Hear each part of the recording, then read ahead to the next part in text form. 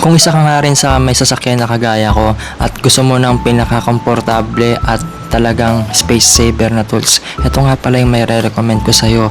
So ito nga pala yung multi-purpose na wrench. So hindi mo na nga kailangan magdala ng maraming open wrench, back wrench. So dito nasa isang tools na lang din siya at nasa 8mm to 22mm nga yung size na tornilyo or nuts na pwede mong higpitan or paluwagin dito. So dito meron siyang dalawang klase. So meron siyang silver at yung kulay black. Nasa iyo na lang kung ano yung gusto mong piliin. At kapag ka naglo-long ride ka, talagang mapapakinabangan mo itong tools nito dahil isa nga lang yung dadalin mo at marami ka nang pwedeng makalag at mahigpitan gamit ang tools na to.